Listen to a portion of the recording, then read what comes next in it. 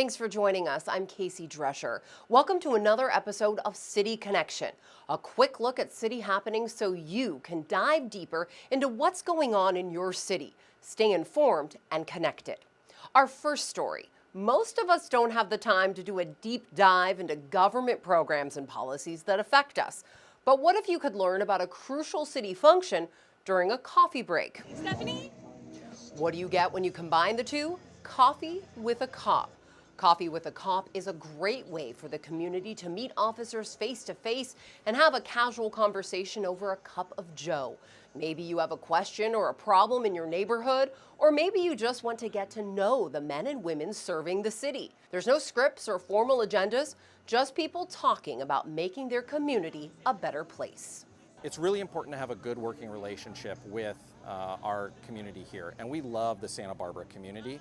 And by the turnout here, obviously, Santa Barbara community supports and loves us as well.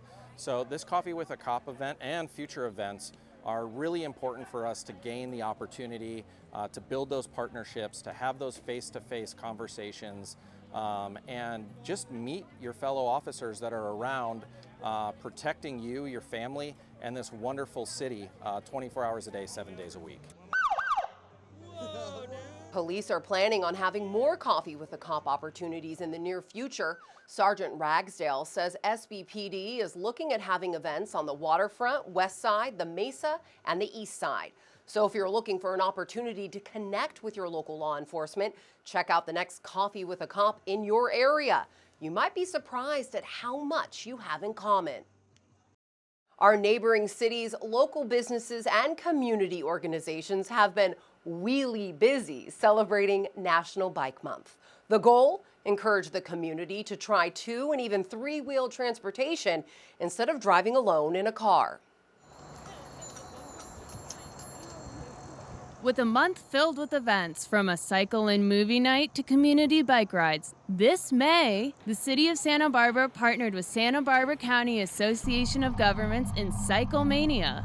So CycleMaynia is Santa Barbara County's celebration of National Bike Month. And so we've been doing this since 2010, and this is the second year that we've expanded countywide, all the way from Carpinteria to the city of Santa Maria. CycleMaynia is a program run by Traffic Solutions, where local cities come together to call attention to the joys and benefits of bicycling. This year, CycleMaynia held 23 events countywide, from nature rides to educational programs. CycleMaynia is really a celebration of all of our combined efforts together as a community. The city's participated in CycleMaynia since the inception of the program, and really it's been a way to publicize some of the successes of active transportation improvements we've realized here in the city, and also a way to get people excited about using the infrastructure and the facilities. Again, we do plan for all ages and abilities to be able to ride on our city streets, and this is a way to kind of get the community excited about what's here and also what's to come in the future. The month-long celebration concluded with the Mayor's Ride in Santa Barbara. This event was an opportunity for community members to learn about and discuss existing and future infrastructure projects.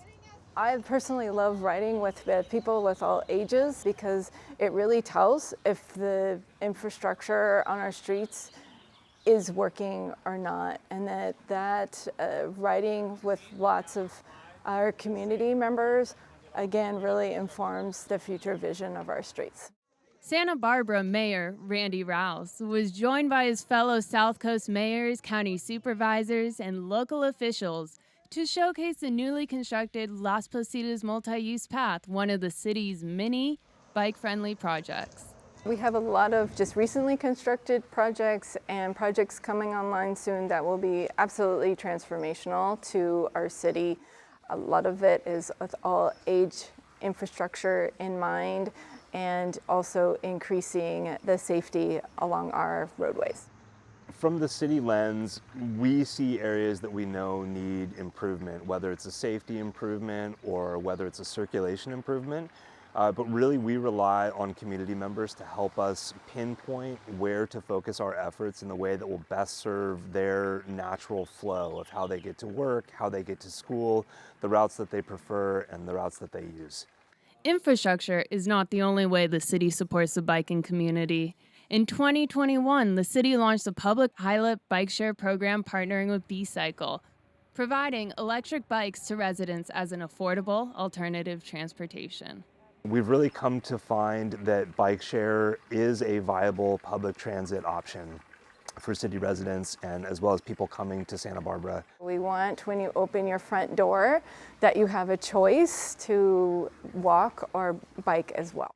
CycleMaynia serves as a celebration of cycling and is a reminder to get out and take advantage of the programs and infrastructure our city has to offer. There's a number of reasons why you would want to switch out to a bike for your commute. One, the cost of gas.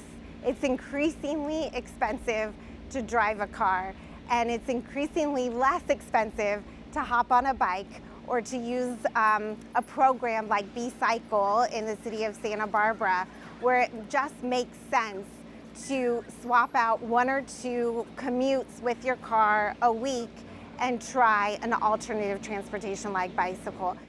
So get up, get out, and ride. Life is more fun on 2 wheels. The city's bicycle share pilot program recently reached its goal of 250 electric bikes throughout the city.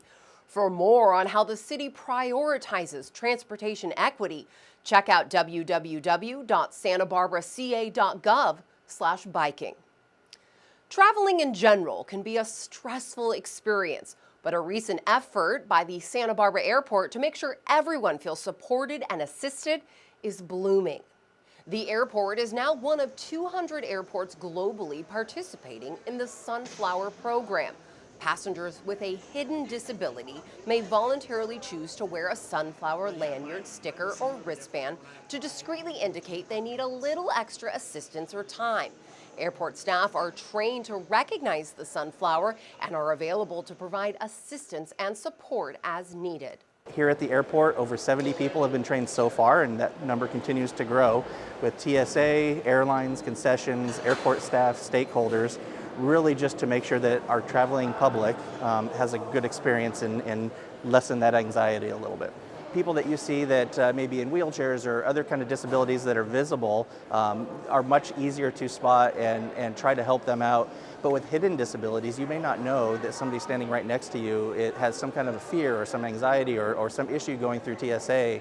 And it's already a stressful process anyway, so anything we can do to make sure that we are patient and helping people that need that assistance is very important to us.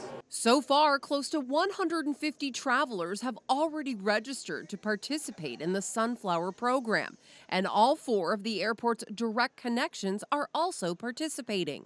You can register online at flysba.com/sunflower. From flowers to puppies, this may be the cutest city connection yet. The airport was honored to recently host a training event for guide dogs for the blind.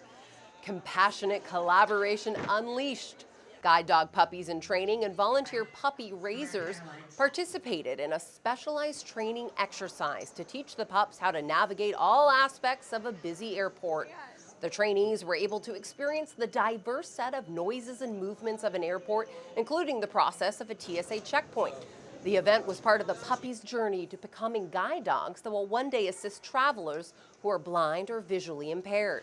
This is a super important part of preparing guide dogs for their careers and having those collaborative partnerships with airports and guide dogs for the blind is a really incredible opportunity, not only for our puppies to experience what it's like to go through an airport, but in preparation for their role as guide dogs. And it's important that our clients can travel safely and confidently through an airport with a dog that has experience traveling through an airport. About 350 guide dogs graduate from the program each year, joining the over 2,500 guide dogs out in the field. If you're interested in volunteering, check out this story on our website. Stay in the know and follow the city on our social platforms, and be sure to sign up for our weekly newsletter, City News in Brief. We're always there for you online at santabarbaraca.gov. Thanks for watching City Connection. We'll see you next time.